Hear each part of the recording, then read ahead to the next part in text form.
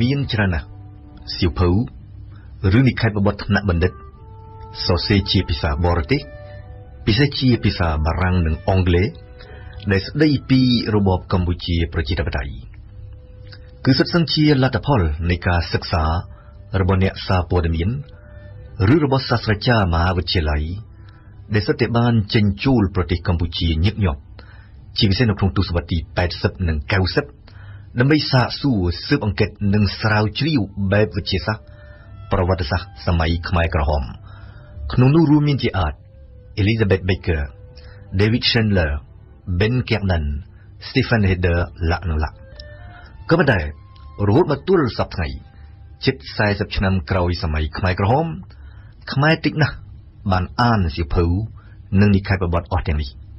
ម្ល៉េះខ្មែរច្រើនណាស់នៅតែនាំគ្នានិយាយប៉ាតណាប៉ាតណីជុំវិញរបបប៉ុលពតជាស្ដែងខ្មែរខ្លះដែលពោពេញទៅដោយមនោគមវិជ្ជាឬនិន្នាការនយោបាយឬក៏គំនុំមិនជឿថាខ្មែរក្រហមដែលជាខ្មែរអាចកាប់សម្លាប់ខ្មែរគ្នាឯងអីចឹងបានទេពួកគេចោទត្រង់ថាបរទេសនិយាយឲ្យចំគឺវៀតណាមជាអ្នកនៅពីក្រោយអំពើប្រល័យពូជសាសន៍ដែលបានបណ្ដាលឲ្យខ្មែរស្រូតត្រង់ជិត2លានអ្នកស្លាប់បាត់បង់ជីវិតក៏ប៉ុន្តែនៅបរទេសឯណោះអ្នកឯកទេសបញ្ញាខ្មែរក្រហមដែលមិនយកមនោសញ្ចេតនាជាធំដែលមិនគិតនឹងចិត្តតែឲ្យតម្លៃទៅលើការពិចារណាទៅលើឯកសារទៅលើការស្រាវជ្រាវបែបវិទ្យាសាស្ត្រនិងទៅលើការវិភាគបានវិតម្លៃរបបខ្មែរក្រហមថាជារបបប្រល័យពូជសាសន៍ឯងឬរបបស្វ័យប្រល័យពូជសាសន៍ Auto-génocide ជាភាសាបារាំងទន្ទឹមនេះសួរថាអ្នកណាជាអ្នកគ្រប់គ្រងប្រទេសកម្ពុជាពីថ្ងៃ17មេសាឆ្នាំ1975ដល់ថ្ងៃ7មករាឆ្នាំ1979ចម្លើយគឺក្រុមប៉ុលពតនួនជាអៀងសារីខៀវសំផនស៊ុនសែនតាមុកនិងបរិវារពួកគាត់សុទ្ធសឹងជាខ្មែរហើយបើទោះបីជាអាចចាញ់ល្បិចកលបរទេសអាចចាញ់ល្បិចកលវៀតណាមនិយាយចំក៏ពួកគាត់អស់នឹងនៅតែជាអ្នកទទួលខុសត្រូវសំខាន់ជាងគេត្បិតក្នុងនាមជាថ្នាក់ដឹកនាំប្រទេសកាលសម័យនោះពួកគាត់មិនបានការពារនិងមិនបានស្រោចស្រង់ខ្មែររាប់សែនរាប់លានអ្នកឲ្យរួចផុតពីការស្លាប់តែតាមការពិតនិងបើយោងទៅតាមលទ្ធផលនៃការស្រាវជ្រាវគឺប៉ុលពតនួនជាអៀងសារីខៀវសំផនស៊ុនសែនតាមុកនិងបរិវារទីតើជាអ្នកដែលបានធ្វើឲ្យខ្មែរស្លាប់កជើងដូចខ្មោចសត្វពីពេញប្រទេសពីឆ្នាំ1975ដល់ឆ្នាំ1979យ៉ាងណាមិញស្វែងយល់ពីរបបខ្មែរក្រហមមិនមែនជាការងាយស្រួលត្បិតត្រូវពិនិត្យមើលប្រវត្តិសាស្ត្រកម្ពុជាមុនសម័យខ្មែរក្រហមដាក់ប្រវត្តិសាស្ត្រកម្ពុជាចូលទៅក្នុងបរិបទភូមិសាស្ត្រនយោបាយតំបន់និងស្ថានភាពសង្គ្រាមត្រជាក់នៅក្នុងពិភពលោកកាលសម័យនោះអ្នកខ្លះថារបបខ្មែរក្រហមបានកើតចេញពីរដ្ឋប្រហារទម្លាក់សម្ដេចសៀនុ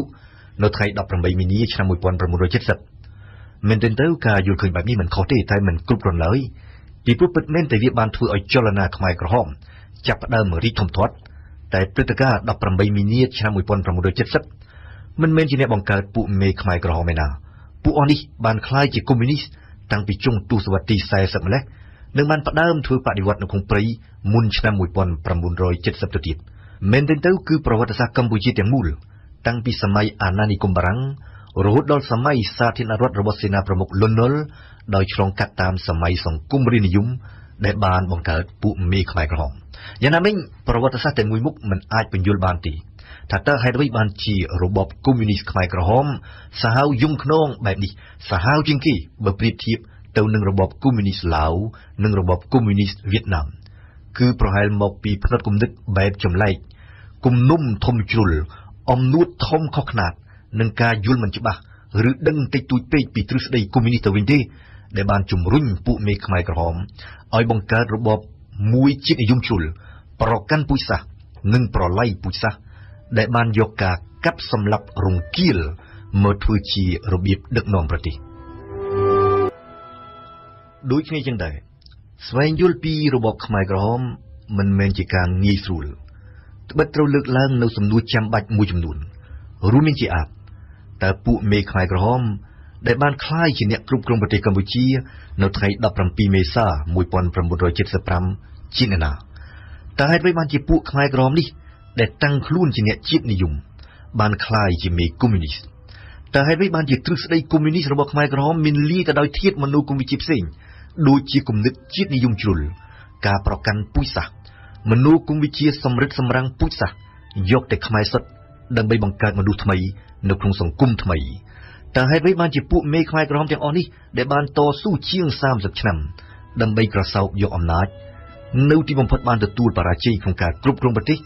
ដោយបានកាន់កាប់អំណាចមិនបាន4ឆ្នាំល្អផងប៉ុន្តែតើគេអាចវិភាគបែបវិទ្យាសាស្ត្រនិងបែបសត្យានុបត្តិបានល្អឥតខ្ចោះដែរឬទេទៅលើបដិវត្តនិងទៅលើរបបមួយដែលបានសម្លាប់ប្រជាជនអស់ជិត2លាននាក់ក្នុងចំណោមប្រជាជនទាំងស្រុងចំនួន7លាននាក់កាលសម័យនោះមែនទេទៅការចង់ថ្កោលទោសការចង់ជេរប្រមាថនិងការចង់ខាកស្ដោះទៅលើរបបខ្មែរក្រហមជាការមួយសឹងជាមិនរួចពីព្រោះអ្នកណាក៏ស្អប់ខ្ពើមរបបប៉ុលពតដែរនិងពីព្រោះខ្មែរគ្រប់រូបសុទ្ធតែមានជីដូនជីតាឪពុកម្ដាយមីងមៀបងប្អូនកូនក្មួយញាតិសន្តានឆ្ងាយឬជិតស្លាប់ក្នុងសម័យខ្មែរក្រហមយ៉ាងណាក៏ដោយចាប់ពីថ្ងៃនេះតទៅនៅរៀងរាល់ថ្ងៃច័ន្ទនិងក្នុងអំឡុងពេលជាច្រើនសប្តាហ៍ខ្ញុំនឹងសាកល្បងសិក្សាទៅលើបដិវត្តខ្មែរក្រហមនិងទៅលើរបបខ្មែរក្រហមការសិក្សានេះគឺជាការសាកល្បងពន្យល់បំភ្លឺជាការសាកល្បងវិភាគនិងជាការសាកល្បងធ្វើសង្យោគដោយយកឯកសារស្រាវជ្រាវរបស់អ្នកឯកទេសជនជាតិបរទេសមកធ្វើជាមូលដ្ឋានហេតុអ្វីឲ្យតម្លៃទៅលើលទ្ធផលស្រាវជ្រាវរបស់ជនជាតិបរទេសនិយាយឲ្យខ្លីទៅជនជាតិបរទេសដែលជាអ្នកឯកទេសបញ្ញាខ្មែរក្រហមបានធ្វើការសិក្សាស្រាវជ្រាវស៊ីជម្រៅនិងបែបវិទ្យាសាស្ត្រជាងខ្មែរយើងមិនមាននិន្នាការនយោបាយមិនមាននិន្នាការគ្រប់គ្រងនឹងប្រឆាំងកម្ពុជាឬវៀតណាមទេពួកជនជាតិបរទេសអ្នកឯកទេសបញ្ញាខ្មែរក្រហមទាំងអស់នេះដែលភាគច្រើនសុទ្ធសឹងជាសាស្ត្រាចារ្យមហាវិទ្យាល័យប្រហែលជាគ្មានគោលដៅអ្វីផ្សេងក្រៅពីស្វែងយល់ការពិតតែប៉ុណ្ណោះក្នុងន័យដូចគ្នាចឹងដែរដោយពឹងផ្អែកទៅលើសៀវភៅនិក្ខេបបទនិងអត្ថបទនានាដែលសរសេរដោយពួកជនជាតិបរទេសទាំងអស់នេះខ្ញុំក៏ចង់មុជឲ្យជ្រៅទៅឲ្យឆ្ងាយដែរឆ្ងាយជាងការថ្កោលទោសទៅលើពួកខ្មែរក្រហមឆ្ងាយជាងការស្អប់ខ្ពើមរបបខ្មែរក្រហមឆ្ងាយជាងទេសនៈនិងមโนសញ្ចេតនាផ្ទាល់ខ្លួនតាមរយៈការវិភាគនិងតាមរយៈការផ្ដល់ហេតុផលខ្ញុំនឹងសាកល្បងឃ្លាតចេញឲ្យឆ្ងាយពីការពិតប្រហាក់ប្រហែលដើម្បីដើរតម្រង់ទៅឲ្យជិតការពិតឥតខ្ចោះក៏ប៉ុន្តែដោយដឹងជាមុនស្រេចថាការសិក្សាទៅលើបដិវត្តខ្មែរក្រហមទៅលើរបបខ្មែរក្រហមនឹងច្បាស់ជាធ្វើឲ្យខ្មែរខ្លះមិនពេញចិត្តត្បិតវាអាចមិនដូចជំនឿផ្កាប់មុខរបស់ពួកគេឬវាអាចប៉ះពាល់ដល់ប្រយោជន៍នយោបាយរបស់ពួកគេខ្ញុំសូមឆ្លៀតបញ្ជាក់នៅទីនេះថាការសិក្សារបស់ខ្ញុំទៅលើទំព័រដ៏ខ្មៅងងឹតជាងគេនៃប្រវត្តិសាស្ត្រខ្មែរមានគោលដៅតែមួយគត់នោះគឺចង់បំពេញចំណេះដឹងរបស់និស្សិតខ្មែរចង់ឆ្លើយតបទៅនឹងចម្ងល់របស់យុវជនខ្មែរដោយសង្ឃឹមថាតទៅថ្ងៃមុខពួកគាត់ច្រើនឡើងនឹងឲ្យតម្លៃទៅលើឯកសារទៅលើការស្រាវជ្រាវបែបវិទ្យាសាស្ត្រនិងទៅលើហេតុផលជាងទៅលើជំនោរនៃអារម្មណ៍ពេលត្រូវនិយាយពីបញ្ហាស្មុគស្មាញរបស់ប្រទេសកម្ពុជាមួយម្ដង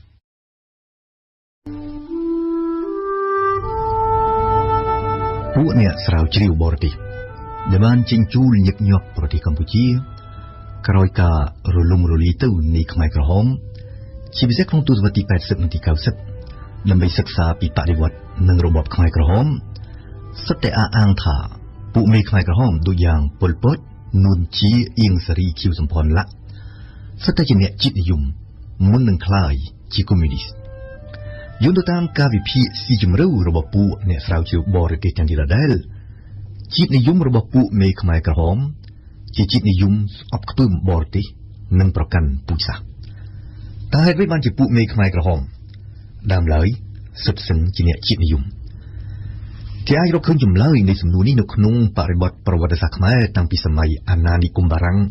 រហូតដល់ឆ្នាំ1953ឆ្នាំដែលកម្ពុជាទទួលបានឯករាជ្យ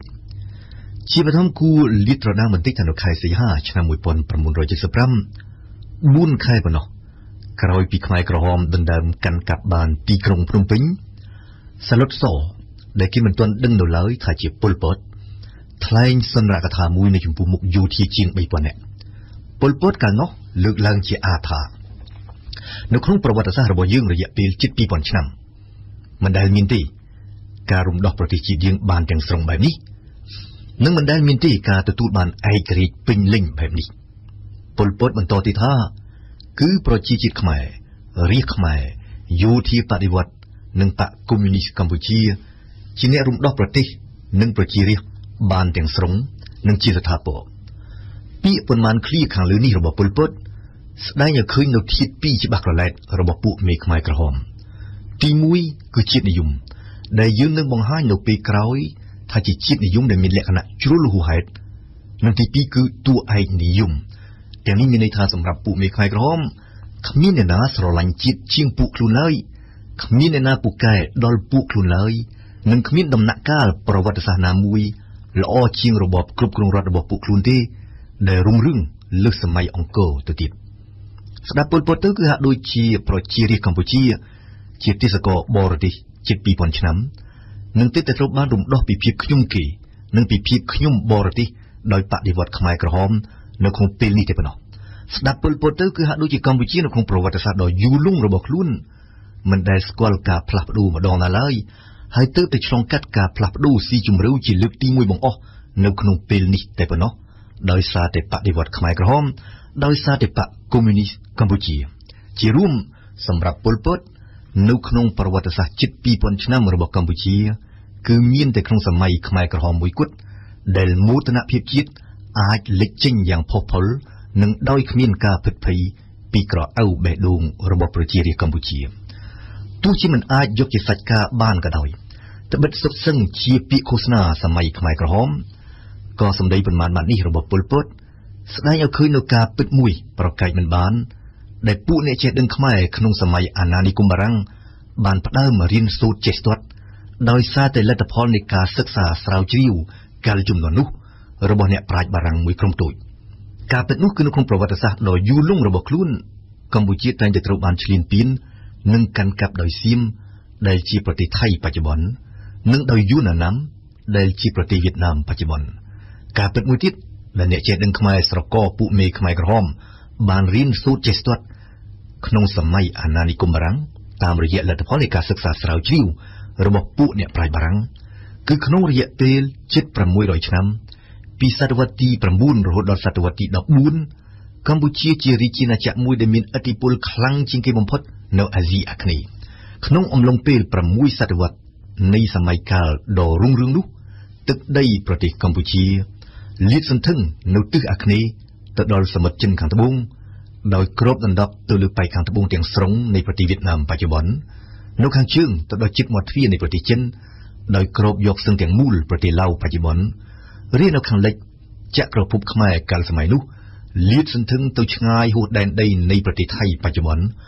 គ្របយកមួយភាគធំនៃប្រទេសភូមាបច្ចុប្បន្ននៅប៉ែកនិរដីវិញទៅដល់តំបន់ទួលដែនបច្ចុប្បន្នរវាងប្រទេសថៃនិងប្រទេសម៉ាឡេស៊ីទន្ទឹមនេះអ្នកចេះដឹងខ្មែរស្រកពួកមេខ្មែរក្រហមក៏សុទ្ធតែបានយល់ដឹងដូចគ្នាដែរថាក្រោយមកទៀតចាប់ពីសតវត្សទី14ទៅចក្រភពខ្មែរផ្ដើមធ្លាក់ខ្សត់ខ្សោយនិងរួញទូចទៅរហូតដល់រលាយសឹងបាត់បង់អស់រលីងទឹកដីដោយសារតែការឈ្លានពានពីសំណាក់សៀមនៅខាងលិចពីសំណាក់យួនណាណាំនៅខាងកើតនិងដោយហេតុតែក្សត្រខ្មែរគិតតែពីដណ្ដើមអំណាចគ្នាជាពិសេសនៅសតវត្សទី17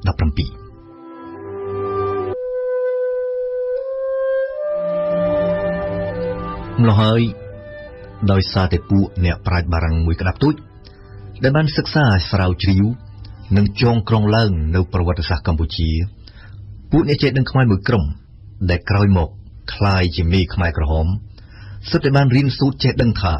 ខ្មែរជាពូជសាសន៍មួយខ្លាំងពូកែរហូតដល់អាចសាងសង់ប្រាសាទអង្គរវត្តបានមិនមែនចៃដន្យឡើយដែលប្រាសាទអង្គរវត្តជាប្រភពសឹងតែមួយគត់នៃមោទនភាពរបស់ពួកអនាគតមេខ្មែរក្រហមហើយក៏មិនមែនចៃដន្យឡើយដែលប្រាសាទអង្គរវត្តជាប្រភពសឹងតែមួយគត់នៃមោទនភាពរបស់អ្នកចេះដឹងខ្មែរគ្រប់ជំនាន់តរហូតមកទល់សព្វថ្ងៃជាស្ដែងតាំងពីកម្ពុជាបានទទួលឯករាជ្យពីបារាំងនៅឆ្នាំ1953មកប្រាសាទអង្គរវត្តត្រូវបានផ្ដិតជាប់ជានិរន្តរ៍នៅលើទង់ជាតិនៃគ្រប់របបនយោបាយជាបន្តបន្ទាប់រួមទាំងនៅលើទង់ជាតិនៃរបបកម្ពុជាប្រជាធិបតេយ្យរបស់ប៉ុលពតផងប៉ុន្តែទន្ទឹមនេះក្រោមអាណានិគមបារាំងពួកអនាគតមេខ្មែរក្រហមក៏ដូចពួកអ្នកចេះដឹងខ្មែរជាទូទៅកាលជំនាន់នោះដែរសុទ្ធតែបានធំដឹងក្តីនៅក្នុងភាពឈឺចាប់ដោយហេតុតែនយោបាយរើសអើងរបស់បារាំងហេតុអ្វីពីព្រោះក្នុងអំឡុងពេល90ឆ្នាំនៃវត្តមានរបស់ខ្លួននៅស្រុកខ្មែរបារាំងចាត់ទុកជនជាតិយួនណាណាំ ថាជាពូជសាសន៍មួយឆ្លាតនិងឧស្សាហ៍ហើយចាត់ទុកជនជាតិខ្មែរថាល្ងងនិងខ្ជិលរហូតដល់មានពាក្យនិយាយលេងសើចថាជនជាតិយួនប្រឹងប្រែងដាំស្រូវឲ្យដុះជនជាតិខ្មែរអង្គុយសម្លឹងមើលស្រូវដុះជនជាតិឡាវ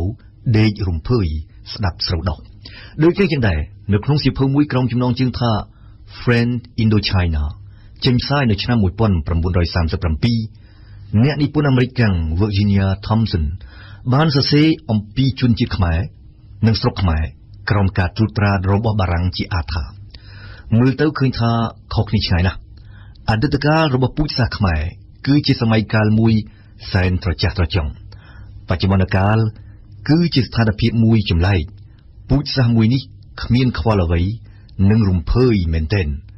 រៀនតទៅអនាគតវិញពូជសាសន៍នេះអាចនឹងរលាយសូន្យសូន្យតែម្ដង Virginia Thompson រៀបរាប់បន្តទៀតថាខ្មែរនឹងមិនអាចពូកែដោយដូនតាសម័យអង្គររបស់ខ្លួនឡើយនៅលើវិស័យសិល្បៈនយោបាយនិងពុទ្ធចក្រខ្មែរអាចនឹងដាច់ពូជនៅចំពោះមុខការហូរចូលមកដល់ស្រុកខ្មែរយ៉ាងកគុកកកៈរបស់យួនអាណាំជាការពិតកាលសម័យនោះពួកយួនអាណាំចូលមករស់នៅលើទឹកដីខ្មែរច្រើនណាស់មូលហេតុគឺមកពីបារាំងដែលវាតម្លៃបែបរើសអើងថាជនជាតិយួនឆ្លាតនិងឧស្សាហ៍ជាងជនជាតិខ្មែរបានសម្រួលឲ្យជនជាតិយួនអាណាំច្រើនសន្ធឹកសន្ធាប់ចូលមកធ្វើការនៅស្រុកខ្មែរក្នុងនាមជាមន្ត្រីរាជការកម្មករនិងកសិករដើម្បីប្រយោជន៍រដ្ឋបាលនយោបាយនិងសេដ្ឋកិច្ចរបស់អាជ្ញាធរអាណានិគមបារាំងនៅលើវិស័យអប់រំក៏ដូចគ្នាយ៉ាងដែរបារាំងឲ្យតម្លៃដល់យួនអាណាំជាងខ្មែរជាក់ស្ដែងនៅភ្នំពេញមានសាលាខ្មែរបារាំងតែមួយគត់នោះគឺអនុវិទ្យាល័យស៊ីសវត្តដែលត្រូវបានប្រែក្លាយទៅជាវិទ្យាល័យស៊ីសវត្តនៅឆ្នាំ1935ទេប៉ុណ្ណោះបានន័យថាមុនឆ្នាំ1935កូនខ្មែរណាដែលចង់បន្តការសិក្សាដល់ថ្នាក់វិទ្យាល័យត្រូវទៅរៀននៅហាណូយឬនៅសៃហ្គននិយាយរួមអារម្មណ៍របស់ពួកអ្នកជាដឹងខ្មែរស្រកពួកមេខ្មែរក្រហមដែលបានឆ្លងកាត់សាលារៀនក្នុងសម័យត្រួតត្រារបស់បារាំងសិតតែដកជាប់ទៅដោយមនោសញ្ចេតនារួមនិងដូចគ្នាសឹងបេះបិទមួយនោះគឺនៅម្ខាងពួកគេមានមោទនភាពក្រៃលែងក្រោយពីបានរៀនចេះដឹងតាមរយៈលទ្ធផលនៃការស្រាវជ្រាវរបស់អ្នកប្រាជ្ញបារាំងមួយក្រុមតូចថានៅក្នុងអតីតកាលមិនឆ្ងាយប៉ុន្មានឡើយចក្រភពខ្មែរមានឥទ្ធិពលខ្លាំងជាងគេបំផុតរាជខ្មែរជាពូជសាសន៍ពូកែជាងគេបំផុតនៅអាស៊ីអាគ្នេយ៍នៅម្ខាងទៀតនៅក្រោមការត្រួតត្រារបស់បារាំងពួកអ្នកចេះដឹងខ្មែរស្រកពួកមេខ្មែរក្រហមផ្ដើមមានមនសិការជាតិនិយមនោះទៀតសោតរបស់ពួកគេសិតតែមានបង្កប់ទៅដោយធាតុមួយចំនួនដែលប៉ុន្មានទសវត្សរ៍ក្រោយមកคล้ายជាគ្រឿងផ្សំដ៏សំខាន់មួយនៃមនោគមវិជ្ជាខ្មែរក្រហមនោះគឺការស្អប់ខ្ពើមបរទេសនិងការប្រកាន់ពូជសាសន៍នៅសប្តាហ៍ក្រោយខ្ញុំនឹងសិក្សាពីហេតុផលនៃជាតិនិយមស្អប់ខ្ពើមបរទេសនិងប្រកាន់ពូជសាសន៍របស់ពួកមេខ្មែរក្រហម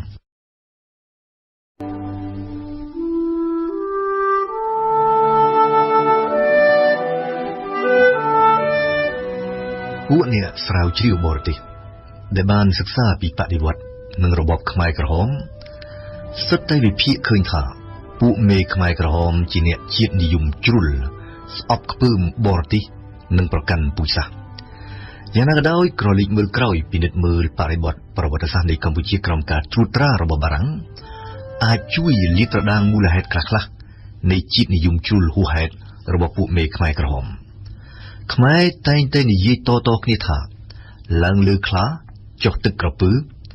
ដើម្បីឆ្លុះបញ្ចាំងនូវភាពទល់ច្រកមួយឬស្ថានភាពមួយប្រកបដោយគ្រោះថ្នាក់ដោយឡែកសម្រាប់អ្នកចេះដឹងខ្មែរមួយចំនួនជាពិសេសអ្នកស្រកពួកមេខ្មែរក្រហមដែលបានឆ្លងកាត់សាលារៀន